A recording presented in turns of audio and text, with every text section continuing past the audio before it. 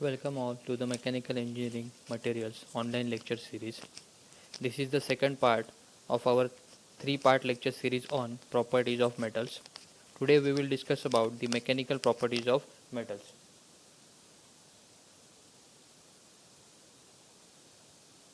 In mechanical properties of material, their strength, their rigidity and ductility are the vital importance in determining their fabrication and possible mechanical applications.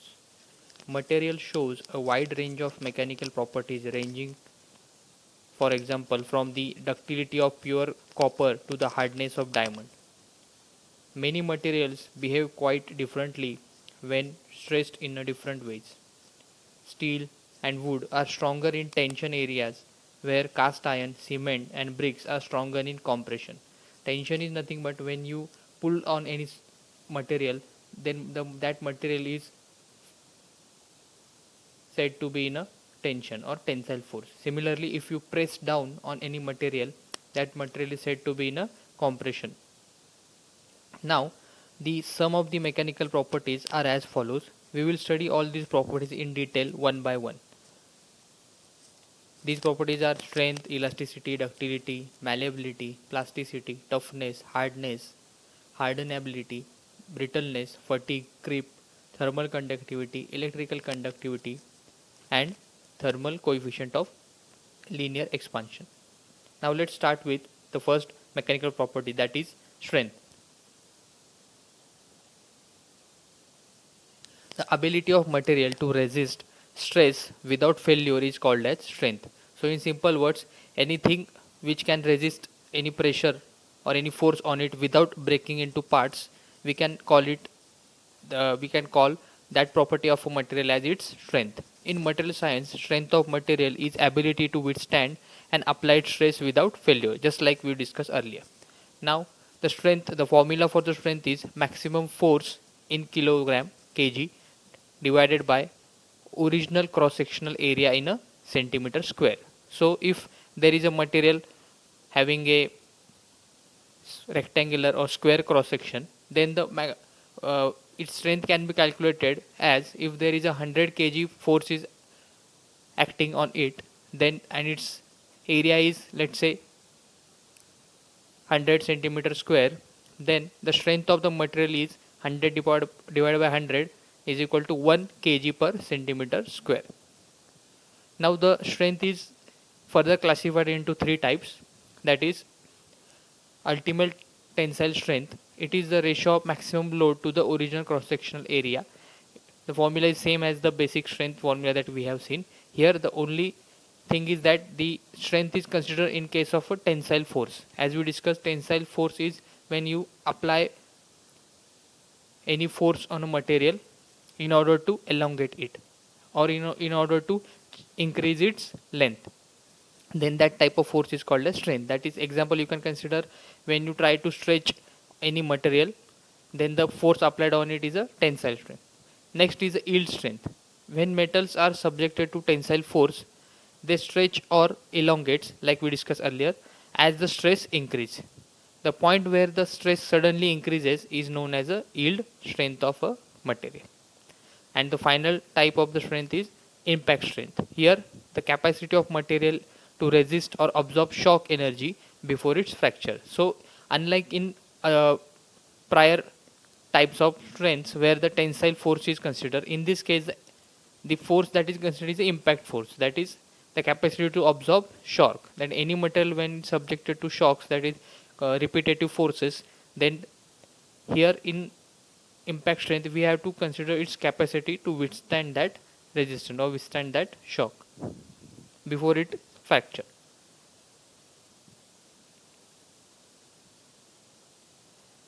Next property is elasticity. When a material has a load applied to it, the load causes the material to deform. Elasticity is the ability of material to return to its original shape after the load is removed. Now look at the example. Here I have shown the picture of rubber. As we all know, rubber has the property of elasticity. That means if we pull pull the rubber with our hands and we release the rubber, then it will comes back to its original shape. unless we apply the force which is more than its capacity, then it will break, but otherwise it will always return to its original shape. This property of rubber is nothing but the elasticity, that is the ability of material to return to its original shape after the force is removed. Theoretically, the elastic limit of material is the limit to which a material can be loaded and still recover its original shape after the load is removed. So, like I said earlier, you can see the property, or you can experience this property un, until the applied load is less than the maximum load capacity of the material. Isotropic materials are those which have same elastic properties in all direction. Here all direction means when we consider it in a 3D space, that is in along x direction, y direction and z direction. Now finally, the Young's modulus or modulus of elasticity. It is the ratio of stress at elastic limit to strain at elastic limit. Following table shows value of modulus of elasticity of some important metal. So in simple words, modulus of elasticity is nothing but a ratio which shows the value of stress that a material can withstand to the strain, that is change in its dimension. The table shows various metals with their modulus of elasticities in the increasing order. So from this we can see the modulus of elasticity of lead is less than that of tin or aluminium. So in other case, if we try to stretch the lead or any object made up of lead, the maximum modular elasticity is 18. So it is better to use aluminium instead of lead if we want maximum elasticity. Next is ductility. Ductility is also a very important property of a metal, and it comes in handy when we talk in terms of the everyday use utensils. So ductility is a solid material's ability to deform under tensile stress. So here, as we discussed, tensile stress is nothing but stress applied along the length of a material in order to increase its length. So ductility, the material in ductility, a material has the ability to form thin wires. Here we can see this is a copper wire, and you can see here multiple copper wires are there. They are very thin in size, they are very thin, and we can elongate it as much as we want. In other words, ductility is a property that enables material to stretch, bend or twist without cracking and breaking. The property makes it possible for material to be drawn into thin wire, aluminum and copper. Ductility may be expressed as percentage elongation from the tensile test.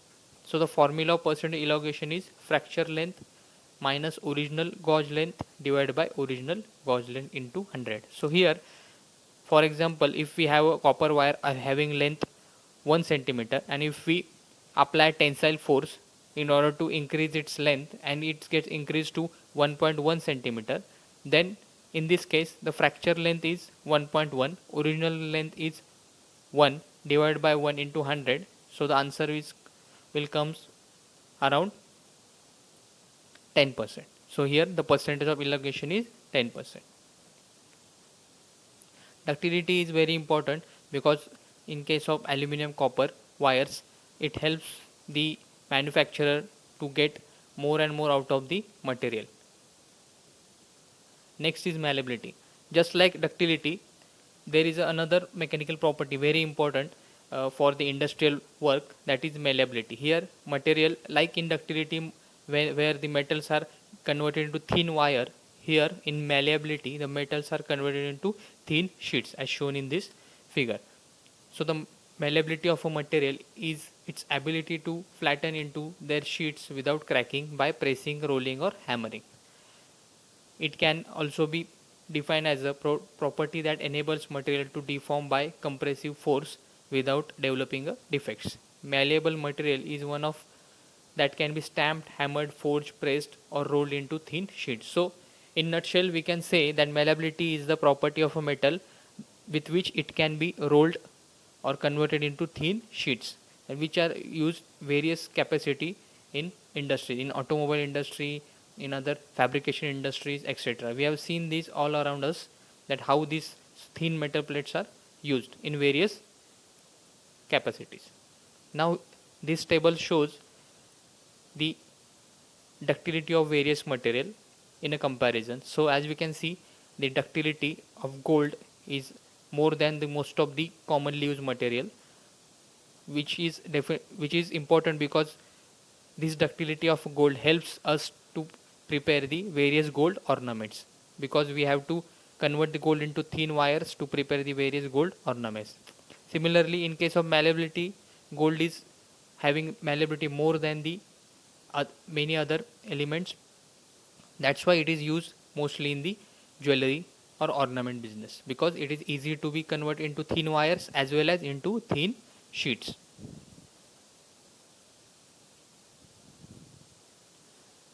Now the next property that we will look into is plasticity. Plasticity is the ability of material to deform permanently without breaking or rupturing. Plastic deformation will take place only after the elastic range has been exceeded. So here, as we have discussed in elasticity, a material is elastic as long as the applied force is less than the maximum capacity or maximum capacity of the material. And once the maximum capacity of material is reached, and if we apply force after that, then the material will definitely break, and this will leads to a deformation, and this plastic deformation will in turn reflect the plasticity of the material. By carefully allowing the metals, the combination of plasticity and strength is used to manufacture large structural members. For example, should a member of a bridge structure become overload, plasticity allows the overload member to flow, allowing the distribution of load to the other parts of bridge and structure. So here the plasticity is the nothing but the ability of material to deform permanently. It means once we remove the force, there will not be any regaining of the original shape. That means the shape of the there will be a deformation of the material, that it will not regain its original shape like it regains in elasticity. But this is useful because combining various material that we will see in our next unit, that what exactly alloys of metals are, you will get to see that with the help of plasticity we can actually get a good support in case of various structural or construction, bridges, roads, etc. Gold and lead have highest plasticity. Plasticity is of importance in coining, forming, shaping, stamping images on coins, extruding operations, etc. So plasticity, like we have mentioned here, gold and lead have the highest plasticity. That means highest malleability. So with help of this plastic ability of the gold and lead, they are used in coins, forming, shaping, stamping, etc. Well, that was all about in our part 2 of this 3 lecture series on properties of metals. Here we have discussed some initial properties of mechanical properties of materials, and in our lecture and final lecture we will conclude all the mechanical properties of metals. I hope you have understood all the various mechanical properties. Go through these properties once again, and in next lecture we will conclude all the mechanical properties available.